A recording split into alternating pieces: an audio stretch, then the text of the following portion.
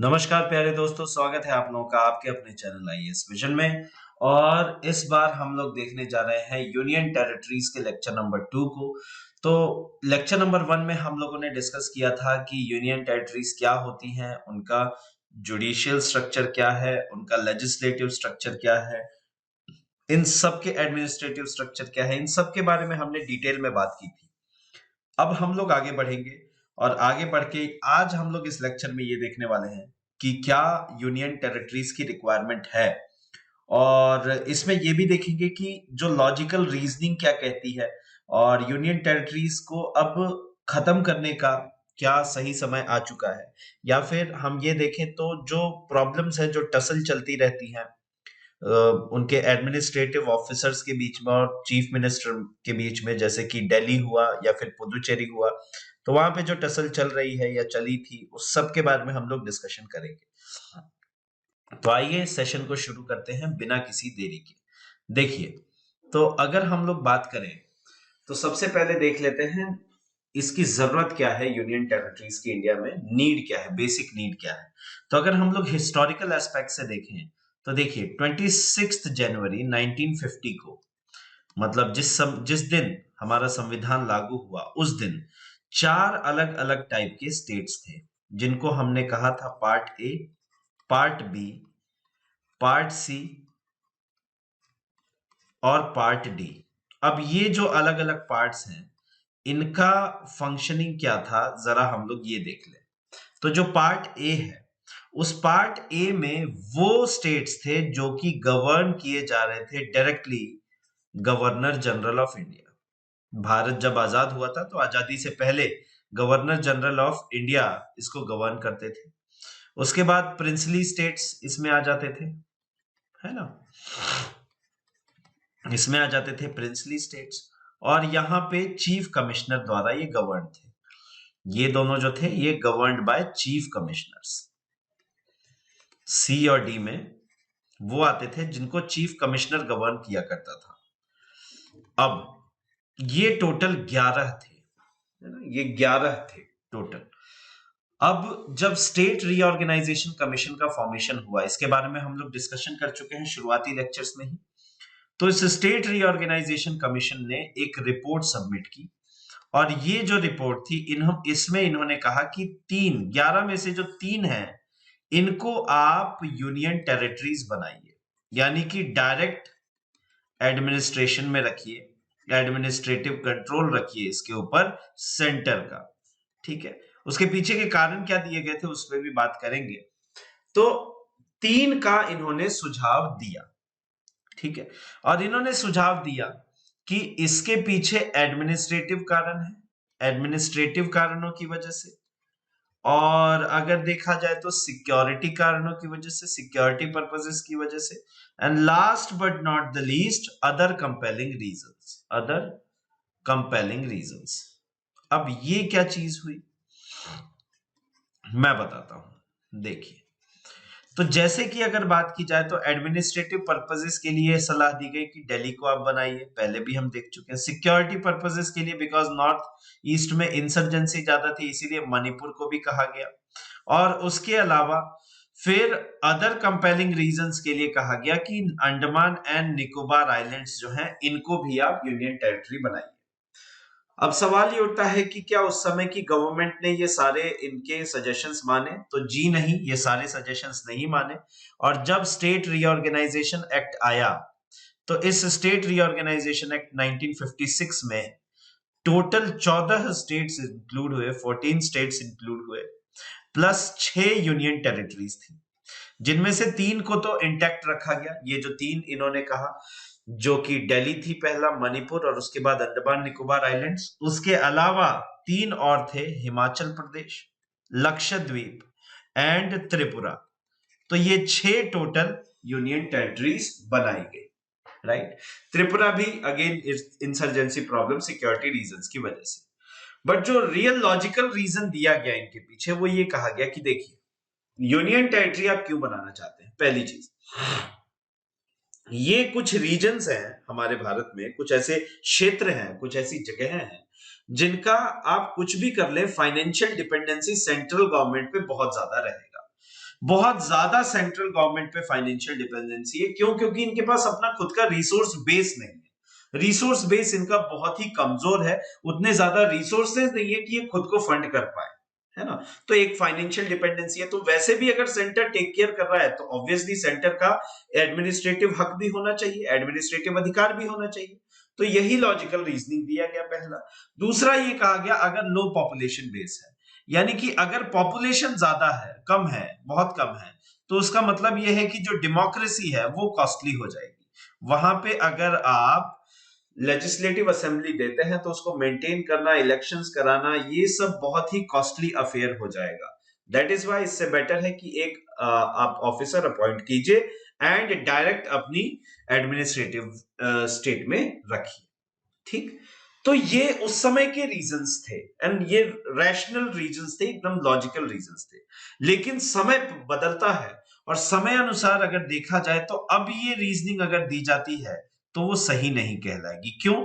क्योंकि देखिए, जब मिजोरम को यूनियन टेरिटरी से स्टेट में तब्दील किया गया तो उस समय वहां की जो पॉपुलेशन थी वो लगभग 6 लाख थी, 6-6.5 लाख थी।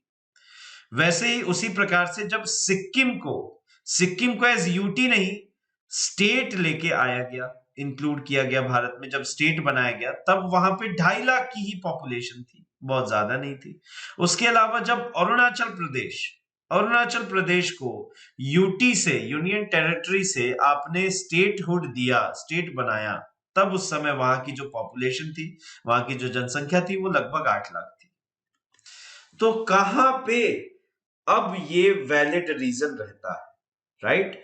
और अगर आप दिल्ली की बात करें जिसको आप यूनियन टेरिटरी बनाए पड़े हैं, तो दिल्ली की जो पॉपुलेशन है, सिर्फ दिल्ली की पॉपुलेशन 150 लगभग कंट्रीज के पॉपुलेशन से ज्यादा है। पूरी दुनिया में जो लगभग 150 कंट्रीज हैं लगभग, उनसे ज्यादा पॉपुलेशन अकेले दिल्ली में है। तो फिर तो ये बात गलत हो जाती है ना। यानी कि अब वो समय एक तरीके से आ चुका है कि जब आप दिल्ली को अपना उसका खुद का स्टेटहुड प्रोवाइड कीजिए, राइट। और जबकि देखा जाए तो नॉर्थ ईस्ट के पास में भी इतना कुछ रिसोर्स बेस्ड नहीं है। नॉर्थ ईस्ट भी पूरा का पूरा फंड्स के थ्रू सेंटर पे ही डिपेंडेंट है, तो सेंटर को ही खर्चा उठाना पड़ रहा है। That is why it is not a viable option. उसके अलावा देखा जाए तो 1977 से 1977 से एक भी लेजिस्लेटिव सेशन ऐसा नहीं हुआ है लेजिस्लेटिव असेंबली का, वो पुदुचेरी की, कि उन्होंने स्टेटहुड की डिमांड ना की हो। तो ये लोग हर लेजिस्लेटिव सेशन में स्टेटहुड की डिमांड करते हैं हमेशा। 1977 से ये चीज देखी चली जा रही है, यानी लगभग 45 साल हो गए आज, और ये स्टेटहुड की डिमांड कर रहे हैं, राइट। तो ये जो चीजें हैं ये कहीं ना कहीं, अब देखो जरूरत क्या है। आप ये कहते हैं कि जो डेमोक्रेसी है उसको वर्ल्ड की ग्रेटेस्ट डेमोक्रेसी बनाना है, India should be the world's greatest and largest democracy. तो अगर ऐसा है तो भारत के हर एक नागरिक के पास अपना रिप्रेजेंटेटिव, अपना नेता, अपना लीडर चुनने की एक आजादी होनी चाहिए। इसीलिए यूनियन टेरिटरीज इस आजादी को उनसे छीनती हैं। स्पेशली वो यूनियन टेरिटरीज, दिल्ली और पुदुचेरी के अलावा अभी की यूनियन टेरिटरीज जिनमें डायरेक्ट गवर्निंग है, डायरेक्ट एडमिनिस्ट्रेटिव कंट्रोल है, किसका? सेंट्रल गवर्नमेंट का।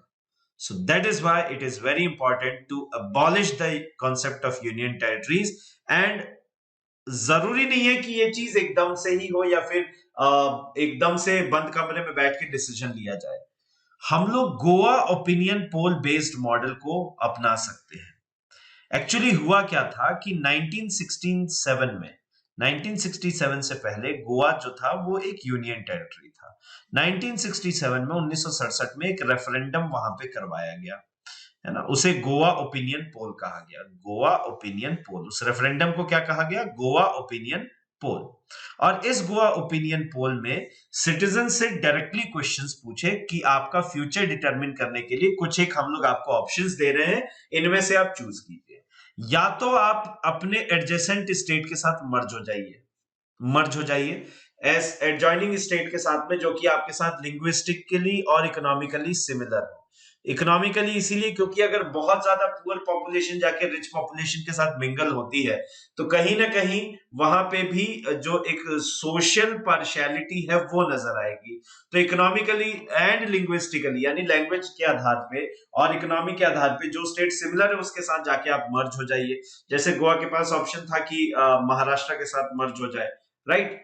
तो ये भी एक ऑप्शन है। उसके अलावा फुल स्टेटहुड इम्पार्ट कर दिया जाए, है ना, पूर्णतया आपको स्टेटहुड दे दिया जाए और अब आप स्टेट बन जाए, है ना। ये सिर्फ तभी जब एक थ्रेशोल्ड पॉपुलेशन पहुंच चुका हो, है ना। तो ये तभी दिया जाएगा जब थ्रेशोल्ड पॉपुलेशन पहुंच चुकी होगी। गोवा की उस समय तक पहुंच चुकी थी तो ये ऑप्शन भी दिया गया उनको। उसके बाद कुछ समय तक आप यूनियन टेरिटरी की तरह कंटिन्यू कीजिए जब तक आपका पॉपुलेशन थ्रेशोल्ड नहीं पहुंच जाता, उसके बाद आप मर्ज हो जाइएगा। तो ये 3 ऑप्शन है। तो इन 3 ऑप्शन जब दिए गए तो गोवा में वहां की पॉपुलेशन ने बहुत ही बड़ी मेजॉरिटी के साथ फुल स्टेटहुड की डिमांड की और गोवा को क्या किया गया, यूनियन टेरिटरी से प्रमोट करके एक स्टेट में तब्दील कर दिया गया। सो दैट इज वाई ये एक बहुत ही बेहतरीन मॉडल है जिसको फॉलो करके हम कर सकते हैं यूनियन टेरिटरीज का अबॉलिशमेंट एंड उनको स्टेटहुड की तरफ लेके जा सकते हैं ताकि जो डेमोक्रेसी है, जो लोकतंत्र है, भारत के हर एक नागरिक तक पहुंचाया जा सके। ऐसा क्यों? क्योंकि जो हमारा संविधान का प्रस्तावना है, प्रियम्बल है, वो प्रियम्बल कहता है, प्रियम्बल बात करता है जस्टिस की, और जस्टिस में से एक जस्टिस है पॉलिटिकल जस्टिस। और पॉलिटिकल जस्टिस हर एक व्यक्ति को तभी मिल पाएगा जब उसको अपना लीडर चुनने का, अपना रिप्रेजेंटेटिव चुनने का अधिकार हो, राइट? और ये जो मतलब right to democratically elected government, ये हर एक व्यक्ति का अधिकार है। अगर आप ऐसा नहीं कर रहे हैं तो जो यूनियन टेरिटरीज में रहने वाले लोग हैं उनके साथ आर्टिकल 14 ऑफ इंडियन कॉन्स्टिट्यूशन इसका वायलेशन हो रहा है, क्योंकि इक्वालिटी की बात है ना। तो इक्वालिटी की बात है और वो उनको आप इक्वल ट्रीट नहीं कर रहे क्योंकि आपने उनसे डेमोक्रेसी के राइट्स जो है वो ले रखे।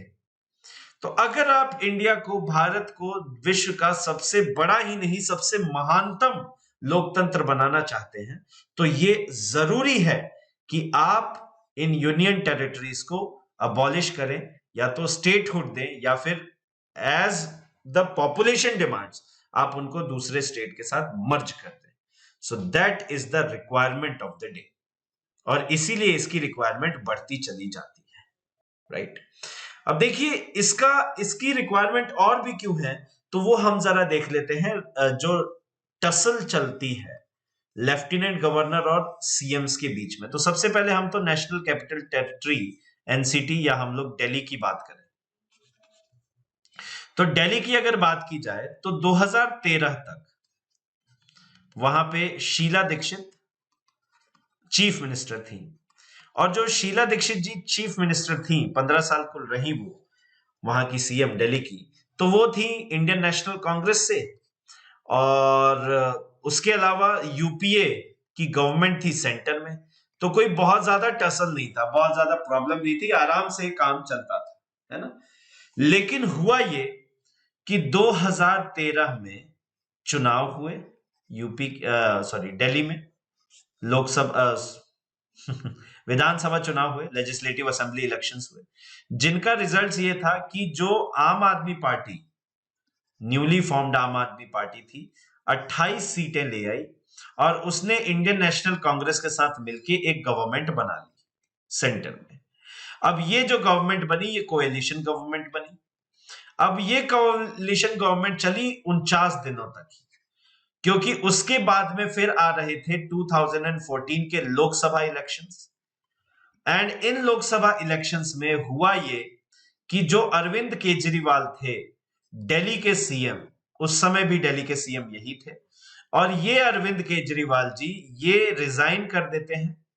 क्यों? क्योंकि इनको कंटेस्ट करना था election for MP against then prime ministerial candidate, उस समय के प्रधानमंत्री के उम्मीदवार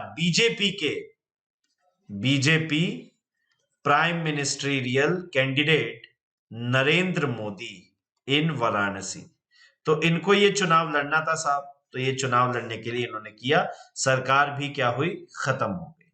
उसके बाद में जो लेजिस्लेटिव असेंबली है वो भी डिसॉल्व हो गई।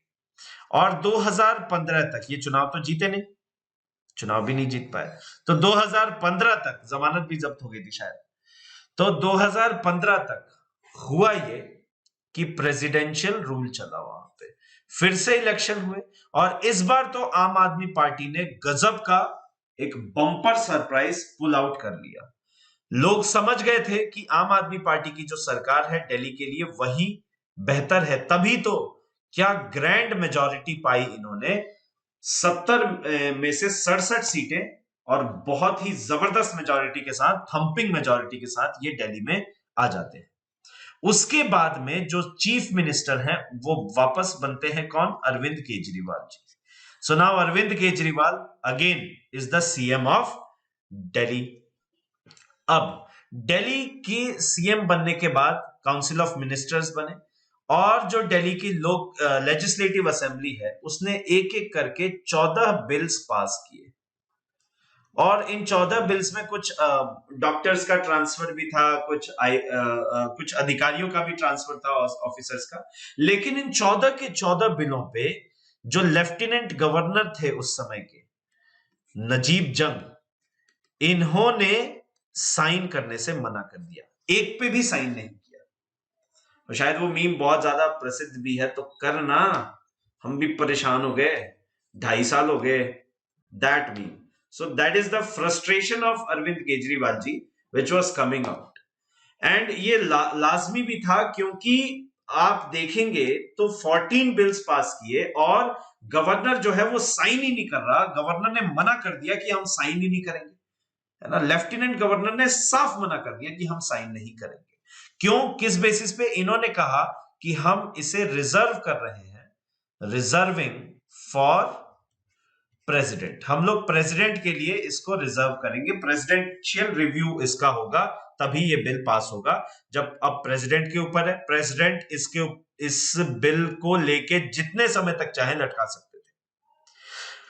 परेशान सीएम, परेशान दिल्ली की जनता, परेशान दिल्ली की जनता परेशान इसलिए कि उन्होंने जिसको दिल खोल के वोट दिया, जिन्होंने एकदम प्यार देके बुलाया, 67 सीट्स बहुत बड़ी मेजॉरिटी है, और मतलब इतनी ह्यूज मेजॉरिटी के साथ जो आए, मतलब अबाउट 95% सीट्स सिर्फ और सिर्फ आम आदमी पार्टी को गई।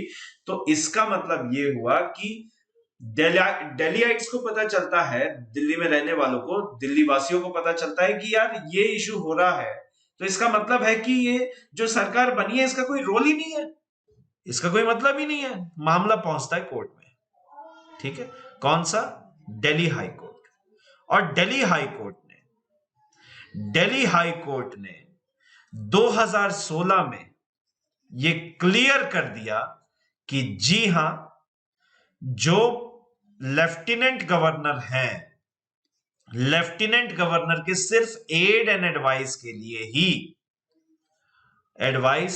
ही जो काउंसिल ऑफ मिनिस्टर्स हैं वो हैं। यानी कि ये बाइंडिंग नहीं है, नॉट बाइंडिंग, ये बाइंडिंग नहीं है लेफ्टिनेंट गवर्नर की, जो भी एड एंड एडवाइस होगी, जो भी बिल्स होंगे उस पर वो साइन करें। तो दिल्ली हाई कोर्ट ने ये फेवर में डिसीजन दिया 2016 में, किसके, जो लेफ्टिनेंट गवर्नर थे उनके। लेकिन आम आदमी पार्टी वाले, केजरीवाल जी मानने कहां वाले, वो मामला पहुंचाए सुप्रीम कोर्ट तक, और सुप्रीम कोर्ट ने जुलाई 2018 इसके ऊपर एक बहुत ही क्लियर और बहुत ही ब्यूटीफुल डिस्क्रिप्शन दिया, बहुत ही ब्यूटीफुल वर्डिंग दिया अपना। सुप्रीम कोर्ट ने क्लियर कर दिया कि it is binding on lieutenant governor, binding है ये, जो भी एड एंड एडवाइस होगी वो बाइंडिंग है, किसका, काउंसिल ऑफ मिनिस्टर्स का, ठीक है, ये बाइंडिंग है इनके ऊपर, राइट। इन्होंने क्लियर कर दिया। क्यों? क्योंकि आप सोचिए, जो जस्टिस चंद्रचूड़ थे, तो जस्टिस चंद्रचूड़ ने कहा कि देखिए, डेमोक्रेसी मींस जो जनता है वो चुन के भेज रही है चीफ मिनिस्टर को, काउंसिल ऑफ मिनिस्टर्स को, एंड ये लोगों की एस्पिरेशंस है। इसीलिए एक परफेक्ट बैलेंस बनाना जरूरी है कि जी हाँ, ये भी मना नहीं कर सकते कि जो यूनियन टेरिटरीज है वो डायरेक्टली कंट्रोल में है सेंटर के, और ये भी इससे भी मना नहीं हो सकता कि लेजिस्लेटिव असेंबली है तो लोगों ने चुन के भेजा है, तो लोगों की एस्पिरेशंस के साथ खिलवाड़ नहीं हो सकता। दैट इज वाई बाइंडिंग है ना। तो ये एकदम क्लियर कर दिया कि बाइंडिंग अब किस तरीके से, कि जो दिल्ली यूनियन टेरिटरी है, एनसीटी, नेशनल कैपिटल टेरिटरी, इसमें law and order, land and law and order हुआ, लैंड हुआ, या फिर पुलिस रिलेटेड मामले हुए, इनमें इनको छोड़ के all other matters are binding. इनके अलावा सारे मैटर्स बाइंडिंग है लेफ्टिनेंट गवर्नर के ऊपर, कि इनके पास जो भी बिल जा रहा है उसके ऊपर इन्हें aid and advice of chief minister and council of ministers act करना पड़ेगा, राइट। कोई भी देखिए, जो आर्टिकल 239 कल मैंने बात की थी, आर्टिकल 239 क्लॉज ए 4, इसमें कहता है कि lieutenant governor can refer, problem की जड़ यही थी, एनी मैटर, कोई भी मैटर टू प्रेसिडेंट, ठीक है। तो उस समय के जो चीफ जस्टिस ऑफ इंडिया थे दीपक मिश्रा जी, उन्होंने कहा कि एनी मैटर का मतलब एवरी मैटर नहीं होता कि आप हर एक मामले को ही लटका के रखें। Any matter does not mean every matter, only the matter related to law and order, land and police, सिर्फ इन्हीं को आप प्रेसिडेंशियल रिव्यू के लिए रख सकते हैं। बाकी सबके ऊपर आपको क्या करना पड़ेगा, एड एंड एडवाइस को फॉलो करना पड़ेगा, जो दिल्ली के chief minister and council of ministers present कर रहे हैं बिफोर यू। तो ये मैटर क्लियर हुआ, and after 3 years of tussle finally July 2018 में ये क्लियर होता है कि what exactly is the scenario, right. वैसा ही कंडीशन पुदुचेरी में भी देखा गया। पुदुचेरी में जो गवर्नर है, लेफ्टिनेंट गवर्नर है, वो किरण बेदी जी हैं, एंड किरण बेदी जी का ये देखा गया रवैया कि वो बीजेपी की हैं, एंड जो सीएम है वो कांग्रेस के हैं। तो ये देखा गया कि उन्होंने व्हाट्सएप ग्रुप बनाने शुरू कर दिए, और वो डायरेक्टली जो ऑफिसर्स हैं, आईपीएस ऑफिसर्स हैं जो वहां पे कार्यरत हैं, जितने भी ऑफिसर हैं, पुलिस ऑफिसर्स हैं, उन सबको डायरेक्ट ऑर्डर्स देने लग गई, डायरेक्शंस देने लग गई। मैटर पहुंचा कोर्ट में, कोर्ट ने, महाराष्ट्र हाई कोर्ट ने क्लियर कर दिया कि ये गलत है। जो एड एंड एडवाइस, आप डायरेक्टली ऑर्डर नहीं कर सकते, जो एड एंड एडवाइस ऑफर किए जाएंगे by the chief minister and council of ministers of Puducherry, उनको आपको फॉलो करना ही पड़ेगा। It is binding on you. तो आपने देखा कि ये डिस्प्यूट्स का कारण भी बनते हैं। So that is why it is high time now कि ऐसे Goa based opinion polls present किए जाए, and let the public decide कि व्हाट दे वांट। आशा करता हूं आपको ये वीडियो पसंद आया हो। हर एक चीज के बारे में हमने बहुत ही अच्छे से डिस्कशन किया, हर एक एस्पेक्ट को देखा। आपके प्री मेंस सबके लिए ये जो टॉपिक था वो इंपॉर्टेंट रहेगा। तो मिलते हैं फिर अगले सेशन में, यानी कि कल। तब तक के लिए जय हिंद, जय भारत, वंदे मातरम।